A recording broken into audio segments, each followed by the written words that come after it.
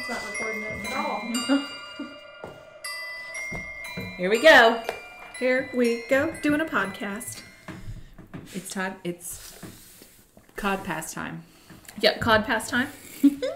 This is the Witch's Magic Murder Mystery Podcast. Cod past. And I'm Kara. I'm Megan. I think. That's Kara. Yep. Hello. Here we are. It is another Friday full episode for you. Yes, but not a side piece. Not a side piece. But stay tuned for those side pieces on Tuesdays. I hope you guys have been enjoying those little short stories. Little snippets. The shouties. Yeah. Shouties. I enjoy telling them. I'm really excited about my next one that I have for you. It's a good one. Is it so good? It's really good. I don't know what I'm going to do for my next one. I have so many, because I have so many little bits and pieces of stories that like I didn't have enough on to do a full episode. So now I'm just pulling back to all of them. Maybe I'll talk about the eel pig. And lots of magic ones, because a lot of the magic stories I find are too short. Yeah. And I was kind of saving them because I thought I'll just pile them all in one big episode. But now they're better as side pieces. Because they get their own little story. Oh, it's so fun. Anyway. Their little 10-minute combo. Hi, guys. Hey, here we are. Yeah. So this one, I don't really know what to categorize it under. Okay. Because she's not a witch. She's not a magician. She's not anything bad. She's a badass woman. Kind of like the one I told not too long ago about the female FBI agent. The investigator. The Pinkerton detective. Yeah. So maybe we'll just make her an honorary witch. Yeah. That's the only way I know how to include her. Yeah, I just wanted to tell her story because it's great. And I love her. Okay, so try to imagine, like, what would life be like if we didn't have, like, media, news, social outlets, like journalism to cover all the stories in the world that we have? Like, just take it back to the Newsies. Like, when they, like, rushed to get word out and people would just, like, pay to scarf that info up. Mm-hmm. Like, that was the life. Mm-hmm. Like, you didn't have, like, instant gratification news, like journalism. Yeah. So, meet Elizabeth Jane Cochran. Or Nellie Bly, as she goes by. Oh, Nellie Bly. She's so great, yes. She was born in 1864 in the town of Cochran's Mills. It's in Pennsylvania. Her family was kind of a big deal. Her grandfather, Robert Cochran, had immigrated to Baltimore and Maryland. Then he and his wife had moved to a small town in Apollo, Pennsylvania. And they had a son named Michael, who was Elizabeth's father. But Michael's father died only a few years after Michael was born, so his mother had to raise him alone. She was a great mom, though, so nothing horrible happened to him. And like unlike every story we tell all of our other stories. And he became an accomplished blacksmith who was well liked in his local community. And by the age of 30, he was elected a justice of the peace and remained involved in state politics.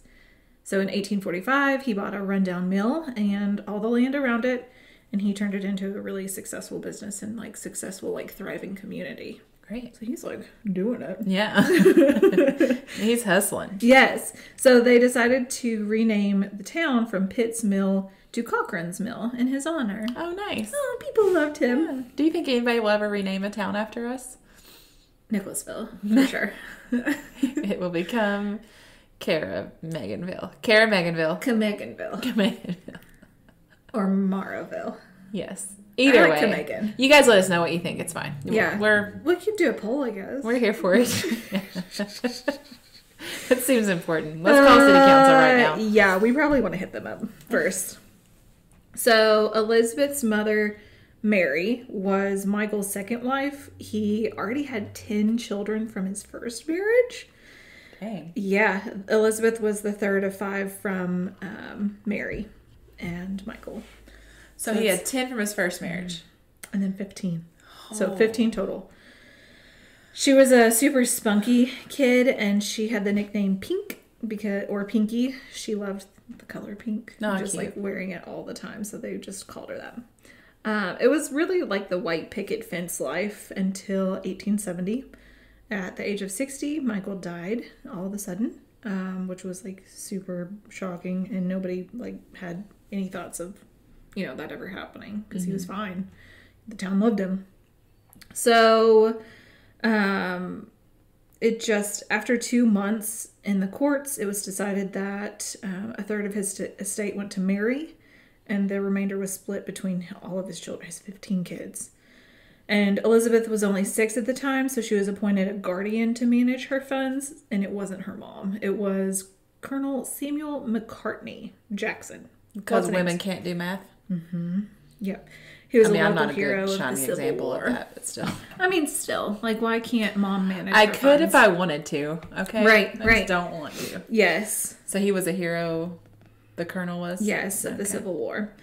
So Mary, Elizabeth's mom, was left to raise all the kids by herself. In 1873, she fell for the charm of a Civil War veteran named John Ford. He liked to be called Jack, and he was a widower with no children.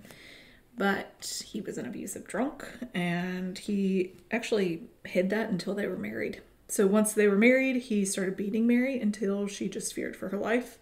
In 1878, she filed for divorce, which was not really accepted back in that time. But so many people loved Mary and just hated Jack because he was... Yeah, hateable. Yeah. Mm-hmm. That there were just tons of people that were willing to come testify on her behalf. And he ended up fleeing the town. But it took a year for the judge and jury to decide, okay, it is okay for this divorce to proceed. Oh my God. Yeah. Yeah. So at the time, Elizabeth was 14. She had testified on behalf of her mom, and it all kind of had an effect on her, obviously. She saw firsthand how powerless women could be against men who would ruin their lives. So, like her father in his youth, she determined to make her own way. She decided to become a school teacher, and she enrolled in the close Indiana State Normal School. And when she asked her financial guardian, like, do I have enough funds to enroll in this school? Like, can I get through school? He was like, oh yeah, you're good. Oh, like, you have enough money to pay for this. I feel like that's not actually going to turn out right. Yeah. So he was a man. Mm-hmm. And a colonel. He knew how to handle her funds. He wouldn't mismanage those. No. How Why dare would a you? man do that? He was a hero. He was a war hero. Everybody loved him. I don't like him. Nope. So when she finished her first semester, she found out that there's not enough money even to pay for her to return home. Yeah. Where did it all go, though? Yeah, I know. Where did it all go? Yeah. So she was pissed. Colonel. Yeah, Colonel Jackson. So she was forced to drop out of school, unfortunately, and her mom decided to move them to Pittsburgh. 2 of her sons already found work there, and Mary decided to move in with them. So she was just like, come on, Elizabeth. They opened a boarding house there, and Elizabeth worked on odd jobs to help with like household financial stuff, so they wouldn't have to hire people to do that kind of stuff. But she felt like she was just kind of stuck in that position of life forever, and she just wanted to do more. So there was the Pittsburgh Dispatch. It was a paper at the time. It was published. They published a regular column by Erasmus Wilson in 1885. That just, Absolutely, that's it. Yeah, Yep. that just like pissed Elizabeth off. The guy wrote about women's rights and how he didn't believe in them. A woman's place was in the home, he wrote, and it was a monstrosity for a woman to earn an independent living. So she decided to write back. She was just like, You didn't believe in women's rights? no. It's not like, the Easter Bunny. I know, exactly. You don't get to believe or not believe. It Yeah. just is. Yeah. Yeah. Oh, and a monstrosity. Yeah. So she wrote a furious letter to the editor, and she signed it "Lonely Orphan Girl." They said it was a passionate and heated piece fueled by her life experiences. And the editor, George Madden, was impressed by both the unique voice of the writer and the way she presented her arguments. He put a note in the paper asking for a lonely orphan girl to get in touch with the newspaper. So she reached out again. And the chat went extremely well. Nice. He loved her. So it said he was encouraging of her views, and he was super nice. They ended up actually becoming pretty great friends. During this meeting, though, the editor gave her an offer. He offered her a right to reply to this guy's letter, like publicly, like he would publish it. And he said if the article was good enough, then he'd start paying her and possibly offer her future work for the paper. So she went home and wrote The Girl Puzzle, which became her first published work. She wrote about the real struggles that women faced and ended with a request for women to be given the same opportunities as men. So we both know how each other feels about this. Like, I really love we're just that as smart and powerful. Yeah, well, that she got her first published article and paid for it in response to a guy who was like talking about how women shouldn't be allowed to earn money. Yeah, you know, and like, here she is like clapping back. If he'd never written it, she might not have. You know, or she probably would have, but it would have been then different. So I just like that he was like, the fuel to her part fire. of the process. Yeah, it's so fun. It's pretty great. Yes. So the editor came to her and said, "What other ideas do you have? Like, I am here for this. Like, this is great." So she said she wanted to write about divorce. And like I mentioned before, this wasn't something you really talked about back then. It's not something that was okay. And she used her personal experiences to talk about how trapped a spouse can make someone feel. And her family was able to handle it with dignity due to their social standings, but it was because of their wealth. Other people weren't so fortunate. Lucky. Yeah. So this article was significant because this is where she took her famous name. She first had written like as the Lonely Orphan Girl, but now she needed to choose like a permanent writing name. And one of the other writers at the newspaper suggested Nellie Bly, and it was the name of a popular song at the time. But there was a spelling error in it later, and she became, so it was Nelly, and she became Nellie. Girl, Nellie Bly, girl reporter. I really love the name Nellie Bly. I know. I feel like I've heard it before. Yeah. So I know. I've heard of her. I love her so much. Yeah. After those two pieces were published, she was made a permanent member of the Dispatch staff. He was like, heck yeah, this is great. Like, we're getting so much following off of this. So he gave her first real assignment, and it developed into an 8-part series on the factory girls of Pittsburgh. Although her descriptions of factory conditions provided no like exposés of shocking working conditions, her interest in how women spent their free time picking up men gave the stories a bit of an angle. Nice. So she would like literally follow these women around, and they would like catcall the guys. Perfect. Perfect. So after they brought her on as a staff writer, they wanted her to create a series of articles about the lives of these working factory people.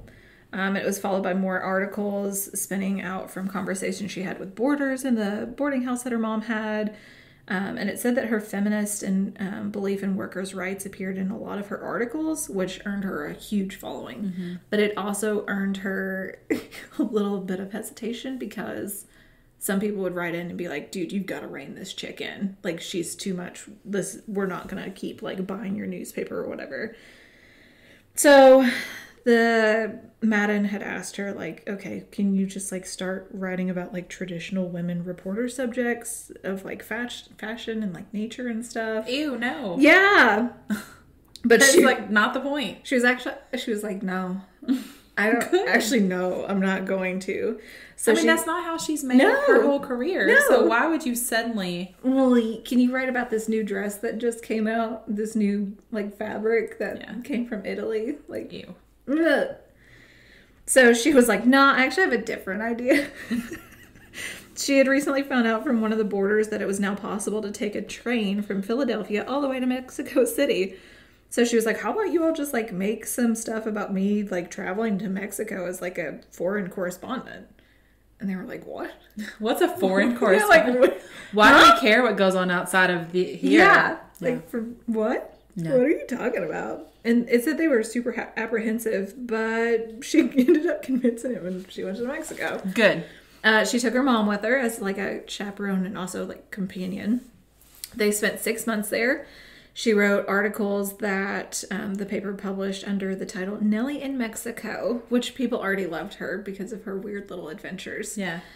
And it meant that other newspapers in the country decided to pick up the paper as well. And so she quickly became famous. She wrote about food, local customs, several articles about bullfights that she saw or that they were being described to her. I'm sure people ate that up. Yeah. But she did avoid trying to talk about politics because it was dangerous to talk about them at the time. Yeah. Which it still is. Yeah. Yeah. She did, however, mention that one of her local journalist friends had been arrested for criticizing the government. And so the government came down on her. And when she caught wind of that, like them coming to like question her, she decided to pack up and like her and her mom returned back to Pittsburgh. Time to go. I got, there's some things. I heard someone, what? Yeah, Time to leave. Yes, but as soon as she got home, she started writing about the corruption in Mexico. She wrote about censorship, bribery, and the incompetent tyranny of the unfairly elected government. Yeah. She was a freaking smart woman. She was. The columns were later collected into her first published book called 6 Months in Mexico. Oh, I love her. She's amazing. It gets better. I wonder if I can still get that book. Probably. Amazon. So when she got home, she was put on the arts and culture beat for the Pittsburgh Dispatch. She got super bored of it, though, and just up and quit one day. She's like, oh, there's more out there for me. I'm going to see what else there is. So she was like, guys, I'm going to move to New York. And they were like, you're in Pittsburgh? Like, what? What's happening? Yeah. What are we doing? And she kind of struggled to find work at first. So she decided to do some freelance articles for the Dispatch. And quickly she got an idea. So she decided to write an article for them about the New York newspaper scene. And that, I think she just did this slyly because she wanted in with all these other newspaper, like, businessmen and stuff. So she started bouncing around from, like, newspaper company to newspaper company and just, like, talking to them. She met with John Cochran, who was the editor of The World. It was one of New York's biggest and most prestigious papers. And he knew her from all of the interviews she had done. So it was super easy for her to, like, get in there again and talk to him. Mm-hmm. And she was like, listen, John, I've got an idea. And she said, I would like to sail to Europe and then return in a horse and carriage, like just see what happens. Mm-hmm.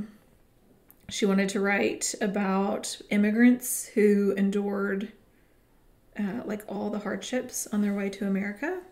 And he wasn't a huge fan of this idea, but he promised he would take her proposal to John Pulitzer, who was the legendary owner of The World. Joe. Did I say John? Pulitzer? Yeah. Joe Pulitzer. Yeah, Joe. But I only know that because of Newsies. Yeah. I love Joe. Love. And the world will know you. Yep. That's exactly it. I love the Newsies. Hearst and Pulitzer, have we got news for you? I'm gonna go watch that as soon as I go home. Heck yeah. Okay, so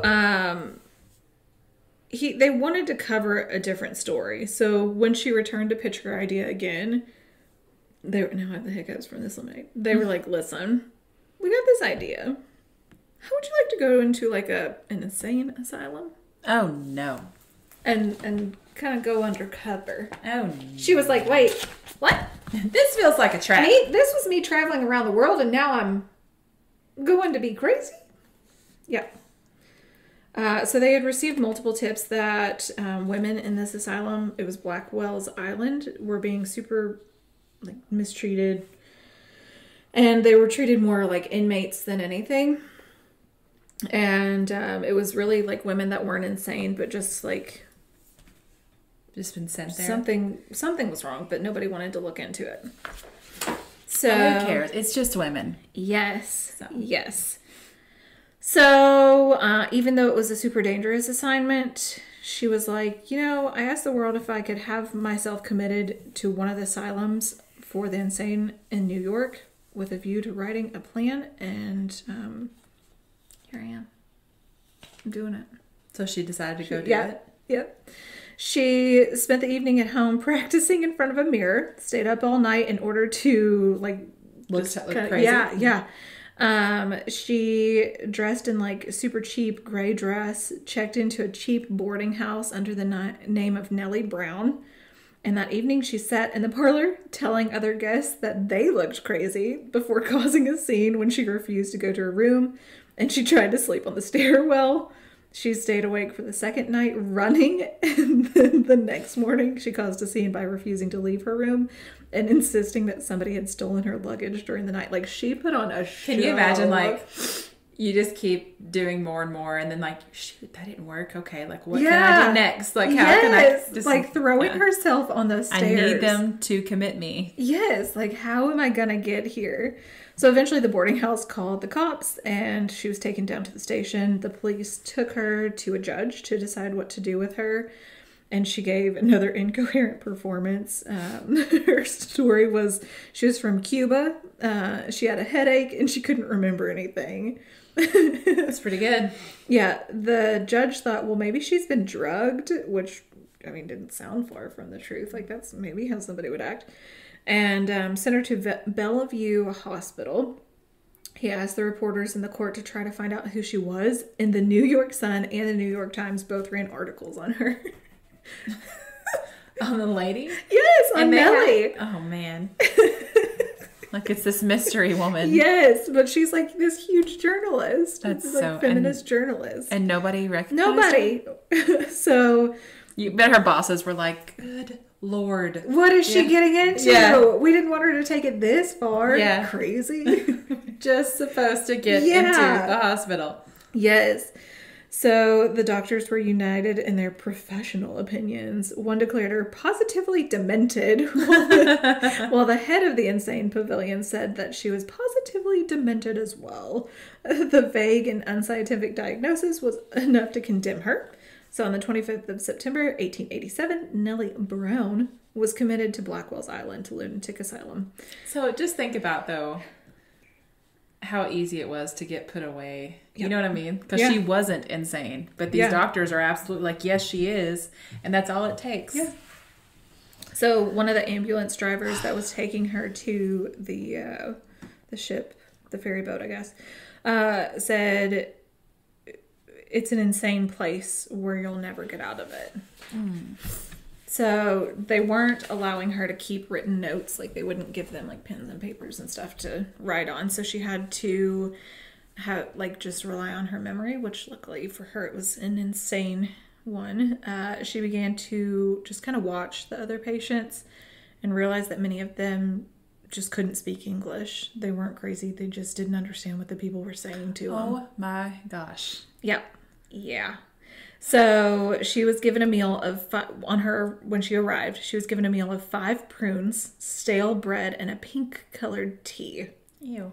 Yeah. So she couldn't hold any of down. And she was stripped, given an ice cold bath, and locked in a tiny room. She was given no opportunity to dry her body off after they gave her a cold bath, and she was forced to sleep with wet hair and wet clothes. She couldn't really sleep because she was terrified that if there was a fire in the building, she wouldn't be able to escape. There were bars on the windows and the doors remained locked. They kept them locked in rooms. Yeah. I guess this kind of thing had never, no one ever thought that someone would do something like this. So yeah, it's really who knows what happened to those people. Yeah. But the fact that these newspaper guys, high up in the owner and high up in the company, were just listen, we've been getting these tips and we want to listen to them. We want to do something about it. That they were ballsy enough to send her. She spent 10 days there. Just scooting it. Just scooting it over here. So she spent 10 days there. She had a horrible breakfast. They spent the morning in maintenance of the hospital. They cleaned and did laundry. Once they were done with that, they were herded into hard wooden benches and left to sit there in silence for the rest of the day. How is that helping them? Yeah. If you were unruly or disobedient, you were swiftly punished with force. Nellie observed later that it was routine that it would just it destroyed the minds of these women. And they eventually just felt like they were going crazy. Well, yeah, I mean, you would. Because it's also so hopeless. What would be the point of even trying? Yeah. A lawyer, so the newspaper sent a lawyer to pick up, his name was Peter Hendricks, to pick her up on October 4th. She felt horrible for leaving these women because she had become friends with them. And so they had, like, Blackwell had no idea, like, what she was about to unleash on them. Good. Yep. So she took notes, like, on her way back. She's just, like, jotting down everything of her own experiences and those of her fellow inmates. She painted a picture of, like, 16 doctors who were assigned to the care of some 1,600 inmates. She said there were two that she said, I've never seen them pay any attention to the patients. So just two random doctors that were just like, meh, we don't care. So she also questioned the judge's ability to pronounce a woman insane by merely bidding her good morning and refusing to hear her pleas of release. Even the sick ones knew it was useless to say anything, for the answer will be that it's their imagination. She also reported on the cultural insensitivity and language barriers experienced by immigrant women who spoke little to no English, and a host of hostile and abusive treatments, from mandatory cold baths to confinement in small, damp, vermin-infested, locked rooms. Ugh. Yep. It said while she was there, like, she tried to drop her act and be like, I'm not crazy. And they were just like, no, girl, like, you are, like, you're pretty crazy. Like, we refuse to accept that we think you're a normal person. I mean, that's hard. In their views, like, this isn't normal. That's why being labeled as anything can be so... Yeah. Because some people will never see you as anything different. Yeah. Like, it's a really extreme example. Yeah. But, like, yeah. Yeah. So, her first article ran, I think 5 days after she left, and it was called Behind Asylum Bars. It became, obviously, a huge sensation. The psychiatrist who had diagnosed her insane tried to apologize, like, profusely, like, oh my gosh, like... We never thought we could be wrong. Yeah, we're men. Yeah, we never knew anything different. Like, you really did act crazy. I mean, being wild on the stairs was wild, but that's not... I don't know. And so they were like, please don't, like, publish anything else about us. So then, like, a week later, she publishes Inside the Madhouse, which was also super popular. As a result, the New York Assistant DA Vernon Davis set up a grand jury investigation into the asylum. Nellie was called to give evidence at it, as well as leading to the release of many women held in the asylum despite not being able or being ill. And it also, listen to the number. This was in the early 1800s.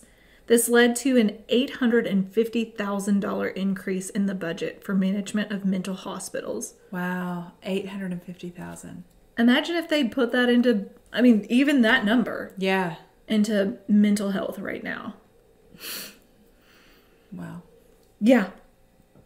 So, they were like, you know what? She's been through enough. We're not going to put her back into these, like, lady subjects again. So... No more fashion. No. So after the Insane Asylum series, she pretended to be a maid to investigate an unethical employment agency, an unwed mother to uncover agencies that bought and sold infants, a fallen woman to describe a reform institution, a chorus girl dancing in a helmet and tights to recount life on the wicked stage, a businessman's wife to expose a corrupt lobbyist. She interviewed women prisoners, psychic healers, a female rodeo rider in Buffalo Bill's Wild West show. Oh, I love it. Yes, she was once posed as a girl from the country to report techniques for luring such young women into prostitution. She was the plotline for her one and only published work of fiction, The Mystery of Central Park, in 1888. During the 1888 election year, she also did a series of political articles from a woman's viewpoint, including interviews with feminist attorney Belva Lockwood, with the wives of the presidential candidates, and with all living first ladies. Nice. She's like a total badass. Yeah, I love her. Yep. So once again, she was like, guys, I really like this idea of a trip around the world. Like, please just let me do it. Mm-hmm. I've presented you this, and you all are you were punks about it first. So she sat down with them with, like, timetables, and she was like, listen, like, I know that book, Around the World in 80 Days. I'm pretty sure I can do it in 75. Mm-hmm. And they were like, oh, intriguing. Mm-hmm. Tell us more. Mm-hmm. Tell us more. So she wanted to see if she could beat Phineas Fogg's time.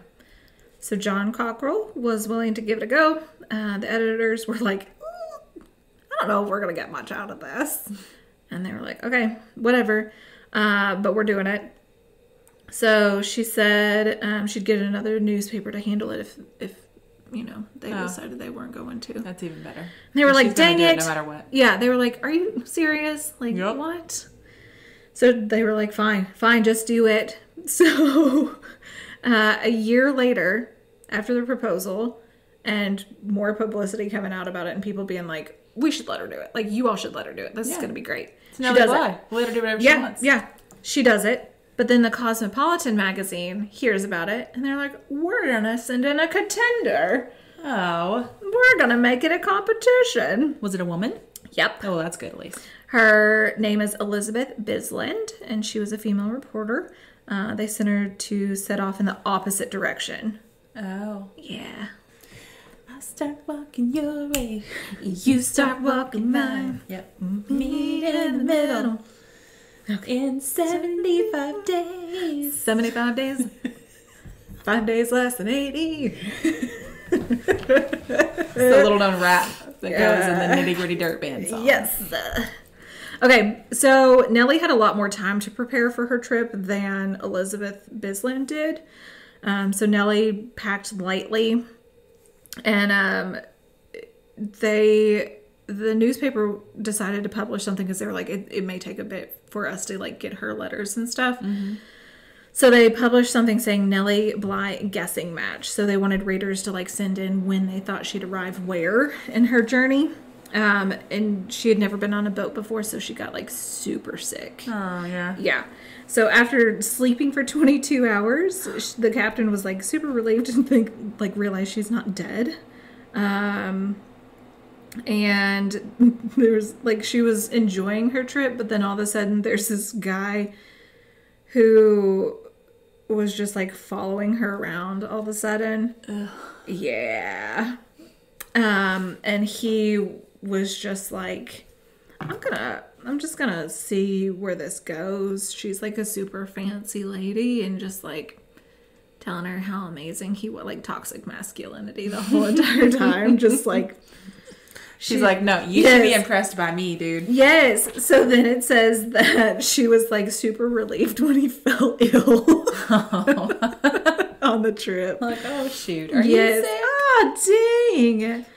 Yes, so she went from Egypt to the Suez to Yemen, hopping along the southern coast of Asia. From there, she traveled to Singapore. In Singapore, she bought a monkey, headed to Hong Kong, got there on Christmas Day and 41 days after her departure.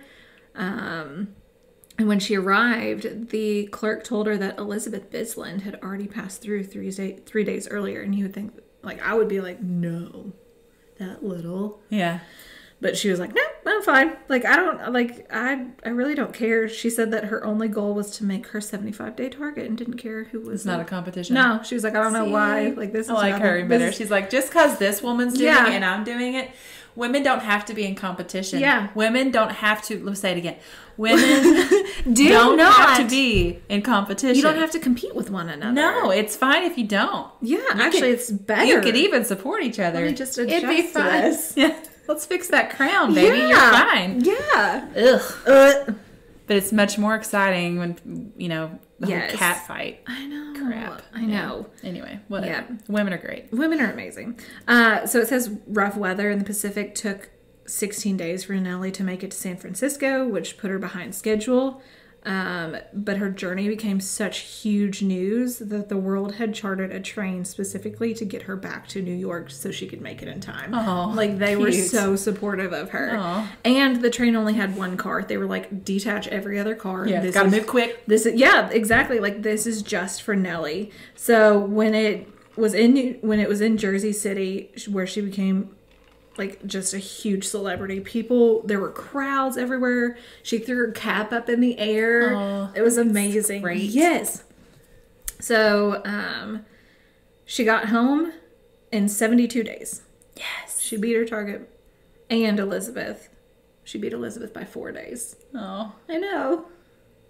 That's great. Yeah. I love that she'd get it in her goal of 75. Yeah, even with all those weather setbacks and the toxic masculinity and I love a pet monkey and I love that she and this Elizabeth Bisland both are just getting to live the life they're living in the late 1800s as women journalists. Yeah. I mean, Elizabeth, we don't know much about her, but she was a badass too, obviously. Yeah. They didn't make them stick with all their lady investigations. So in 1893, when she was back, the World had her do a front page interview with anarchist Emma Goldman.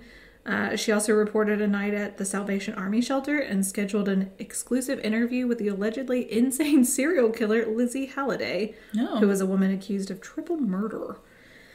Yeah. There's the murder. There it is. That's why it's on the podcast, guys. Yep. Sorry, guys.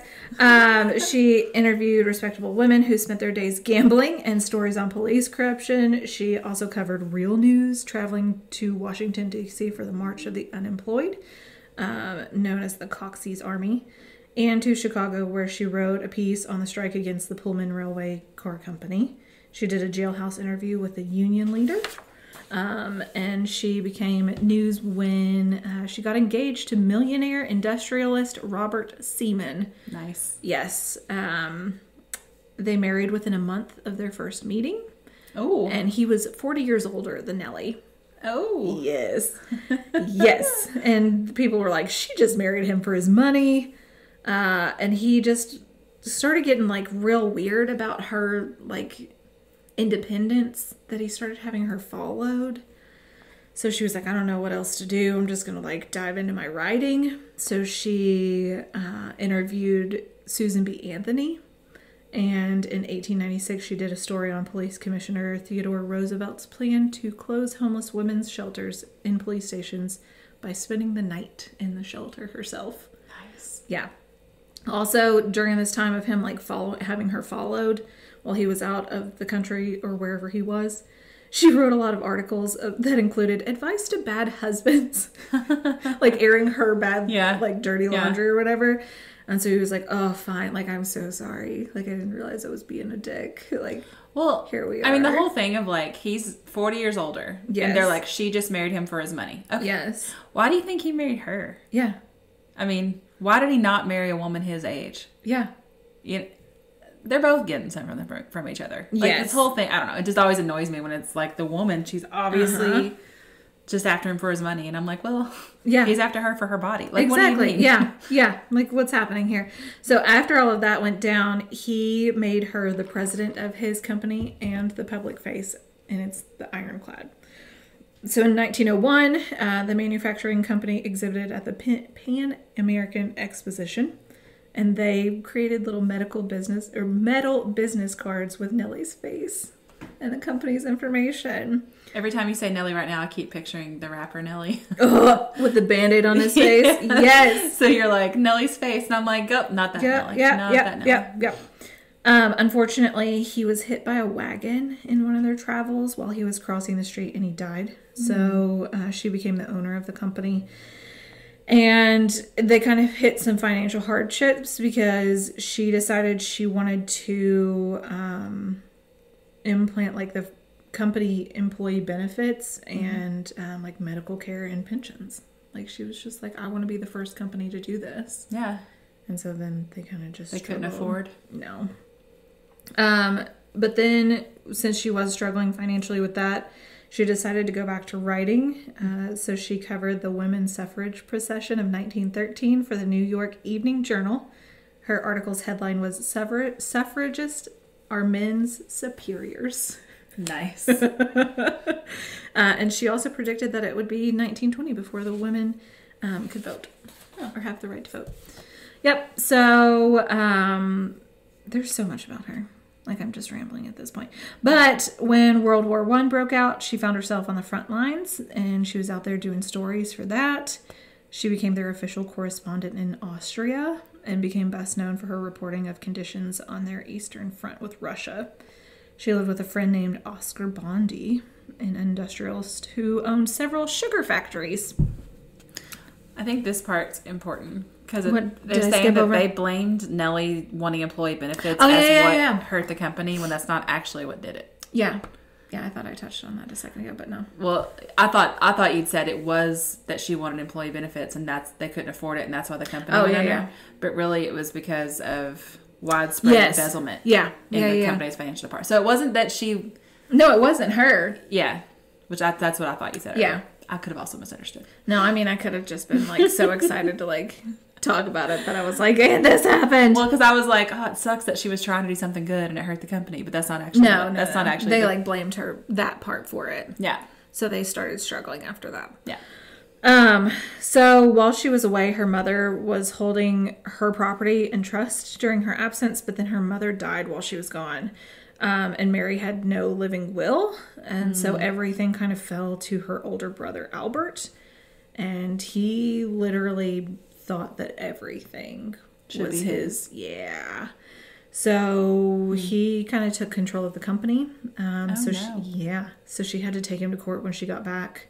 Luckily, she was able to get a job as a colonist before. She just like lost all of her funds. Yeah. And so she decided to get into interviewing like Emma Goldman, and she became involved in like various efforts to help single moms and orphans. Like that became her passion in journalism. So her stories about broken families eventually led into another column, a new forum exposing and solving those problems. She had people write in. She would answer every letter. And if it was like too much to print, like too personal, she would just like respond privately, which was huge. Yeah. Because she had hundreds of letters coming in. Yeah. And trying to like make a difference in a lot of different ways. Yeah. So she brought on more like social service stuff, like that $850,000. She's like, I can do this with this type of stuff too. Right. So then she started finding homes for these unwanted children, arguing that birth control and against capital punishment. Like, she's like, no, people need birth control. Like, this isn't just... She's specifically out there fighting for women. In all sorts of different areas. Yeah. And then it said eventually she regained her money, but she didn't have long to enjoy it. She wrote her last column on January 9th, 1922, and then she was hospitalized with pneumonia, and it complicated heart disease. So she died on January 17th. Oh, 8 days later. Yeah. Yeah, a column in the Journal the next day spoke of her courage and her concern for the unfortunate. Nellie Bly, it said, was the best reporter in America. Oh, I love that. And she left her Austrian assets to her friend that she had stayed with. And then even though her brother was an asshole trying to take over all her stuff, she left him a share of her estate and left the rest of her stuff to her niece Beatrice. And she did so because she knew Beatrice would take care of like all the orphans and stuff and like take over that portion of her life that she wanted to continue. And it also included in her will a little half Japanese boy who she recognized as her ward, and she left him some money as well. Oh, sweet. I know. So in 2015, Timothy Hines, the director, released 10 Days in a Madhouse, which is, it just depicts like everything she did in the insane asylum. Oh, nice. Ooh, I bet I can find that for sure. It's an interesting one. The graphics aren't amazing. Like, you can tell that a lot of it's green screen. But then in 2019, Lifetime, of course, did one on the same experience. And it has Christina Ricci in it. And she's Nellie Bly. And it's kind of creepy. Like, it's really intense. Sophie and I watched the previews for it. And Sophie was like, ooh, I want to watch this. Yeah. And I was like, ugh, I don't know if I can. Yeah. It was intense. So, yeah. Even though she wasn't a murderer or anything horrible. She was pretty great. I think it's good to tell some really good stories about good people doing good things as well. Yes. Yeah, that was a good little one. Lighthearted. Thanks for sharing. You're welcome. I love Nellie Bly. And thanks for listening, guys. Yeah, thank you all so much. Yeah, we haven't said it in a while, but if you have been listening and you like what you hear, you can leave us a review. We'd appreciate it. Yeah. Wherever you listen. Yeah. And talk to us, which is magicmurdermystery@gmail.com or on Instagram. And look for us on YouTube. Facebook page, which is Magic, Murder, and Mystery Podcast Discussion Group. Yep. Good job. Got it. I can never get that one. All right. We'll talk to you next week. Goodbye. Goodbye. Remember when we first started and you couldn't remember how the words went for the podcast? Which is murder. Magic? Murder, mystery?